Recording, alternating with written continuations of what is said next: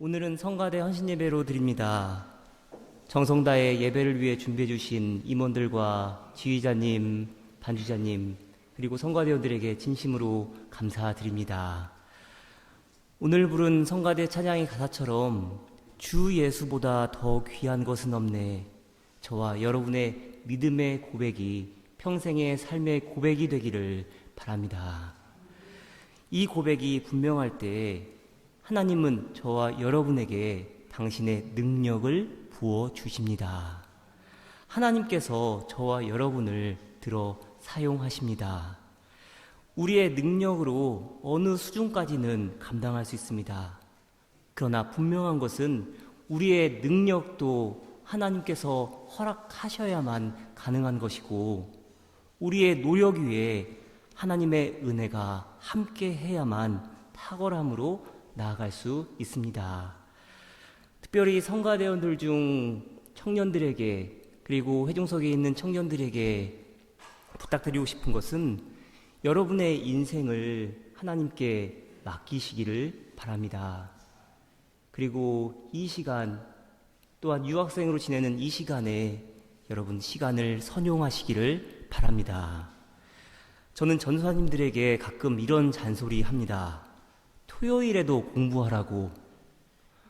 주일 사역 열심히 하되 토요일에도 공부하고, 월요일 되면은 교회일 전혀 생각하지 말고 다시 삶의 자리로 돌아가서 열심히 일하고 열심히 공부하라고, 이렇게 많이 자주 말합니다.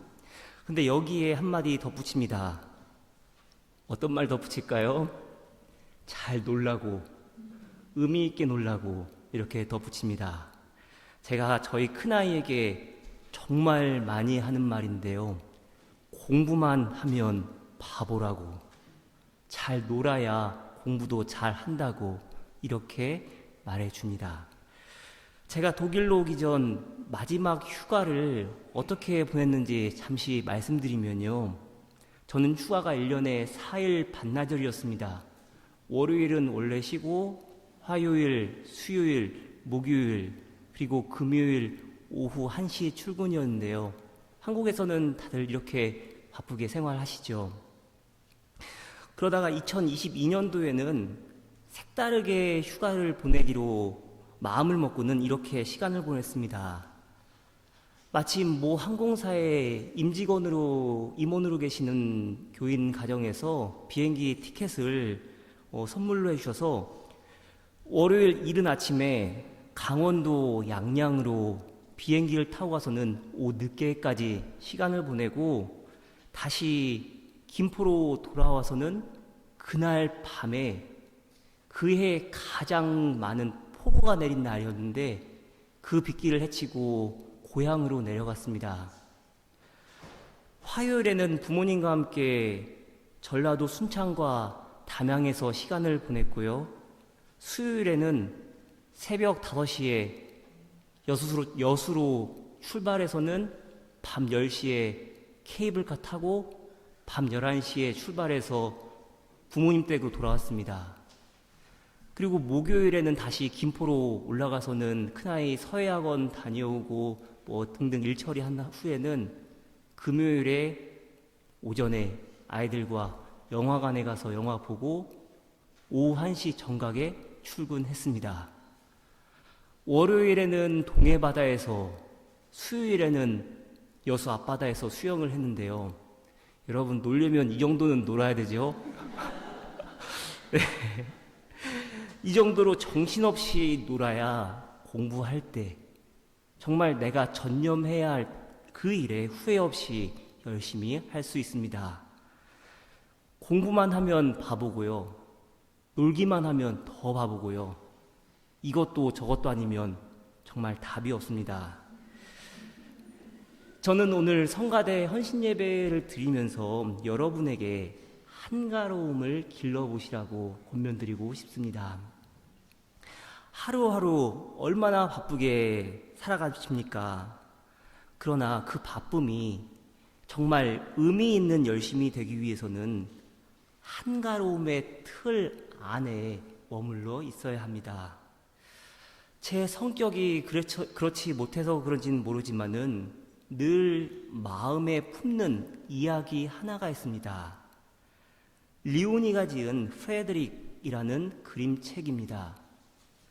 매년 미국에서 발행된 어린이를 위한 그림책들 중 가장 뛰어난 작품에 수여하는 칼데콧 상에 4번이나 수상한 작가의 작품입니다. 들쥐 프레드릭은 이솝 우화에 나오는 배짱이와 판박이입니다. 다른 들쥐들이 겨울을 대비해 먹을 것을 모으려 밤낮 없이 일할 때 프레드릭은 햇살을 모으고 색깔을 모으고 이야기를 모읍니다. 열심히 일하던 들쥐들이 프레드릭에게 왜 일을 하지 않느냐고 묻자 프레드릭이 이렇게 대답합니다. 나도 일하고 있어. 난 춥고 어두운 겨울날들을 위해 햇살을 모으는 중이야. 풀밭을 내려다보고 있는 프레드릭에게 이번에는 무엇을 하고 있는지 묻자 겨울엔 온통 잿빛이기 때문에 지금은 색깔을 모으고 있는 중이라고 대답합니다. 또 한 번은 조는 듯 해 보이는 프레드릭에게 무엇하고 있냐고 물으니 기나긴 겨울을 위해 이야기를 모으고 있다 말합니다. 마침내 겨울이 찾아왔고 모두들 돌담 틈새 구멍으로 들어가 지난 시간 내내 모았던 먹이를 나누며 먹으며 행복하게 시간을 보냈습니다. 하지만 시간이 흐르자 먹을 것들이 모두 떨어졌고 들쥐들은 이내 힘을 잃고 우울해합니다. 그러던 중에 프레드릭이 한 말이 생각났습니다. 햇살과 색깔과 이야기를 모은다는 프레드릭에게 찾아간 것입니다. 프레드릭이 친구들에게 햇살 이야기를 들려주자 들쥐들은 몸이 따뜻해지는 것을 경험합니다. 프레드릭이 파란 덩쿨꽃과 노란 밀집 속의 붉은 양귀비꽃, 초록빛 딸기덤불 이야기를 들려주자 들쥐들은 마음 속에 새겨진 색깔들이 또렷이 보였습니다. 프레드릭은 그간 모은 이야기도 차례대로 들쥐들에게 들려주었고 프레드릭이 이야기를 마치자 모두들 박수를 치고 감탄을 하며 고마워했습니다. 오늘 이 시간 저와 여러분 역시 고마워해야 할 분들이 계십니다. 4월임에도 따뜻한 햇살 한 줌이 그리운 이 계절, 웅크리며 틀어박혀 지내는 따스한 햇살을 비춰주고 형형색색의 아름다운 찬양을 들려주는 우리 성가대가 있어서 행복하시지 않으십니까? 성가대 여러분, 여느 들쥐처럼 바쁘게 지난 한 주간도 살아오시고 또 주일에는 성가대 연습하랴, 여신도회, 남신도회, 장년회의래, 또 공동식사가 있으면 음식도 해야 하고 또 설거지도 해야 되고 그 와중에 또 성가대 연습까지 예배 전에 또 예배 마치고 이렇게 하는 여러분들, 그러나 여러분 하나님을 찬양하는 일에 부르심받은 이 귀한 직분 감사하시기를 바랍니다. 여러분 인생 가운데 가장 큰 축복이고 가장 큰 행복입니다. 옥스퍼드 대학의 인지과학자 앤더 샌드버그가 이런 말을 했습니다. 한마디 말로도 누군가의 인생을 바꿀 수 있다는 것, 이것이야말로 인간으로 살면서 가장 멋지면서도 두려운 일이 아닌가 한다. 여러분이 정성껏 준비한 이 찬양이 우리의 영혼을 살립니다. 이 일에 자부심을 가질 수 있기를 바랍니다. 여러분의 찬양 덕분에 이 한 주간도 넉넉히 살아갈 힘을 받지 않습니까? 사랑하는 교우 여러분, 성가대원들에게 감사하시기를 바랍니다. 프레드릭 이야기 한 번 더 하면요, 쉴 새 없이 곡식을 모으던 들쥐들이 어느 누구 하나 프레드릭을 비난하거나 미워하지 않았다는 겁니다. 여러분 가끔 솔직히 이런 생각하지 않으세요?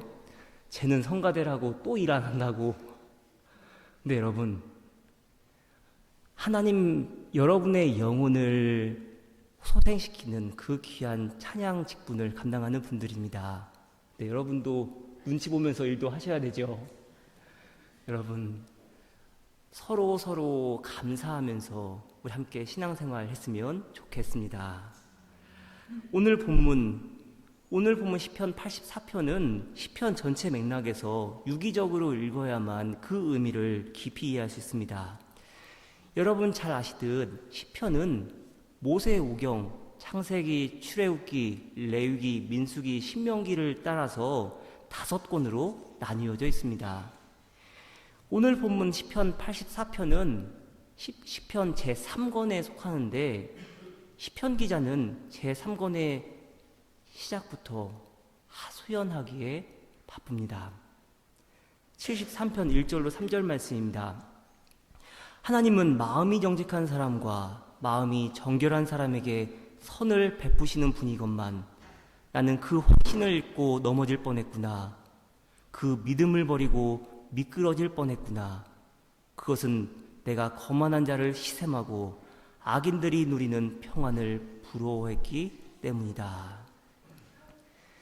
마음이 정결한 자에게 선을 베푸시는, 선을 행하시는 하나님이신데 왜 내게 이런 고통이 찾아왔느냐는 신앙적인 회의입니다.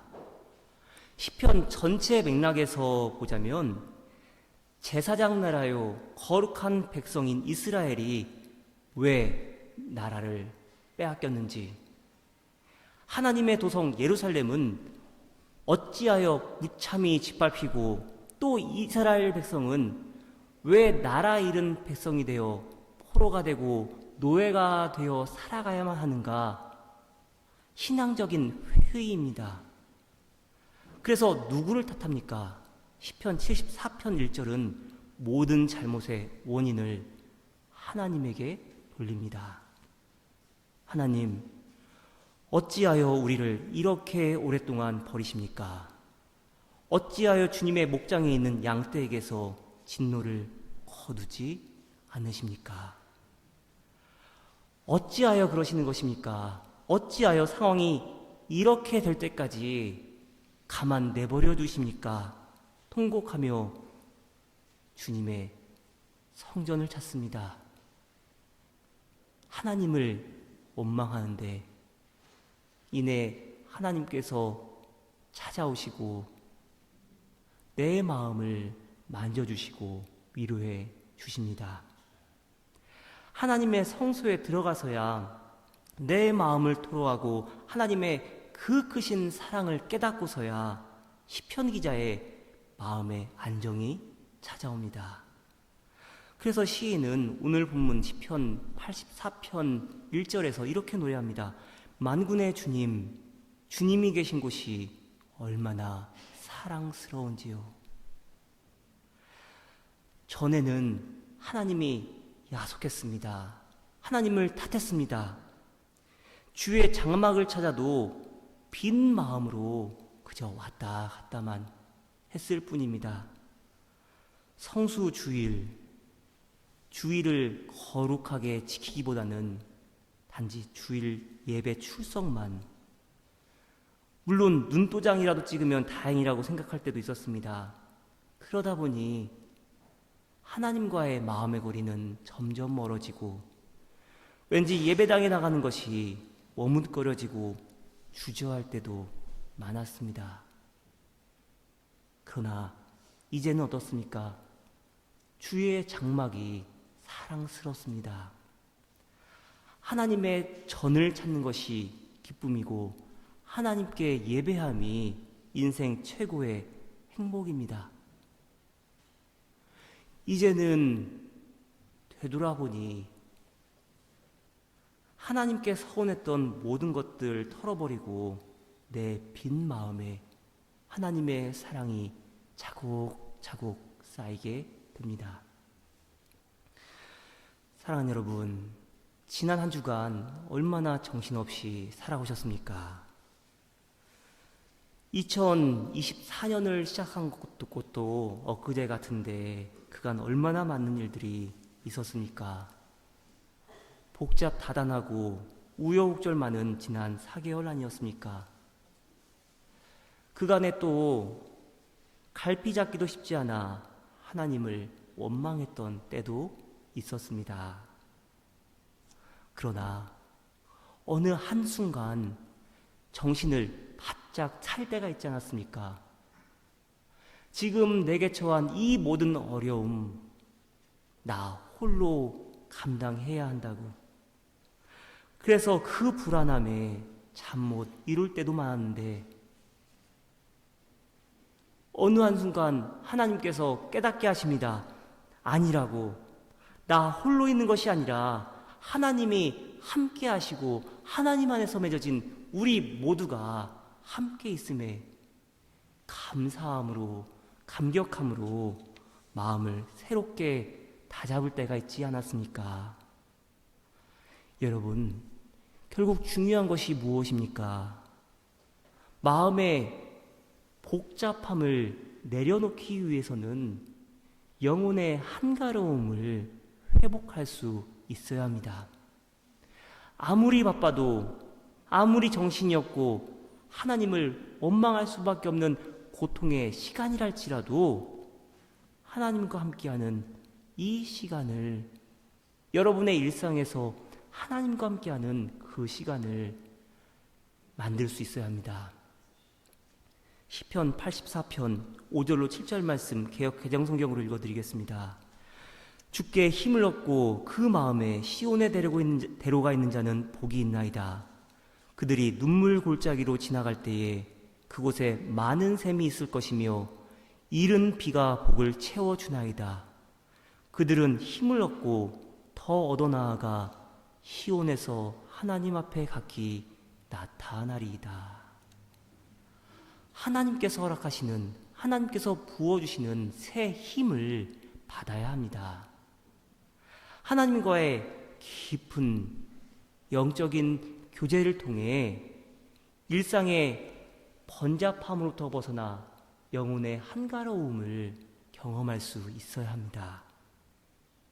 그래야만 저와 여러분의 인생의 시온의 대로가 열리는 법입니다.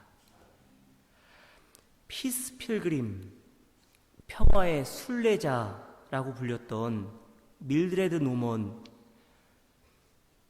그녀는 1953년 1월 1일부터 자기 이름으로 된 전 재산과 권리를 포기하고 28년간 한 푼도 갖지 않고 4만 킬로미터에 이르는 거리를 걸었습니다. 생전에 그녀가 이런 말 자주 했다고 합니다.